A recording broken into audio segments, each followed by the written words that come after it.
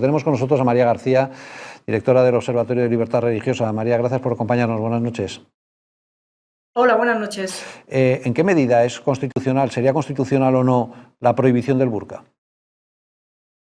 A ver, entra en conflicto con otros derechos fundamentales, por ejemplo, con la seguridad o con la dignidad de la mujer.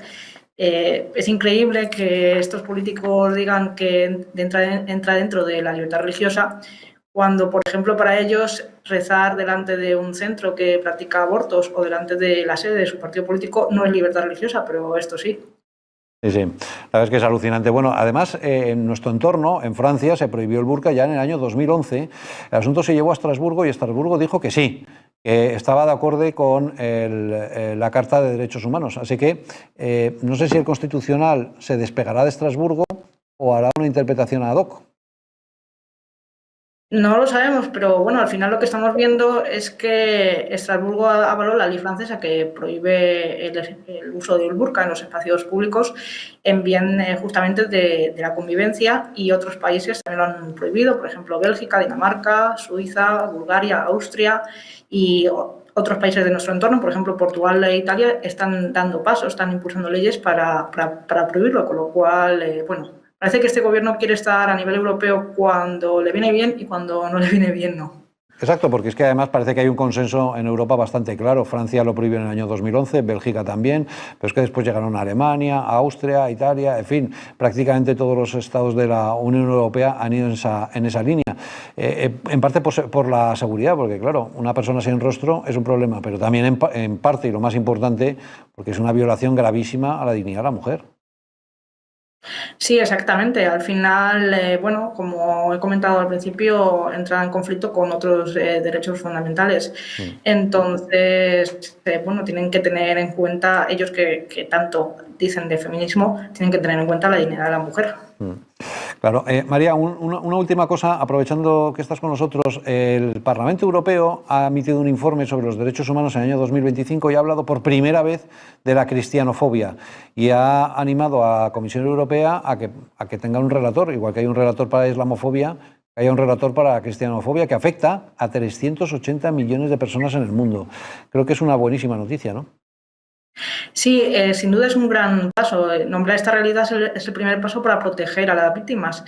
La siguiente medida o el siguiente escalón sería eso, justamente nombrar un coordinador de lucha contra la cristianofobia. Desde este observatorio, junto con otras asociaciones europeas, lo llevamos meses pidiendo a von der Leyen.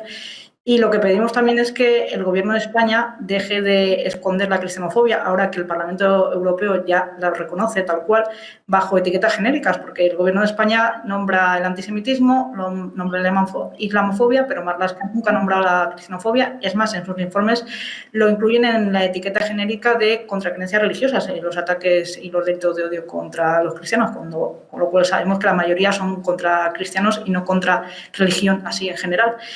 Y bueno, es una de las cosas que le vamos a pedir, por ejemplo, el miércoles que viene a la secretaria de Estado de Seguridad, que nos vamos a reunir con ella, porque si se nombra la cristianofobia, se niega pues que existan estos ataques a los cristianos, y si no se nombra, pues se niega a las víctimas cristianas. No es solo una cuestión de palabras, es también una cuestión de reconocimiento, de justicia y de políticas públicas basadas en datos, no solo en ideología. Claro, y en visibilizar, se visibiliza esa realidad y por lo tanto una vez que se visibiliza se pueden tomar medidas, ¿no? Igual que se ha tomado como la islamofobia o contra la persecución a los judíos.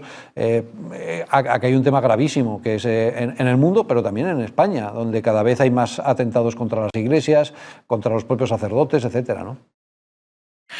Sí, bueno, nosotros hemos hecho un informe sobre discriminación a sacerdotes porque muchos nos decían que les insultaban por la calle y hemos visto que de hecho es algo que les pasa muy frecuentemente. Hicimos entrevistas a más de 120 sacerdotes y así le pasaba a muchos, y eso, el gobierno sigue sin reconocerlo. Marlaska no dijo que era cristianofobia ni en el asesinato del sacristán en Algeciras en enero de 2023. Luego, en noviembre de 2024, mataron a un fraile en Gilet, en Valencia.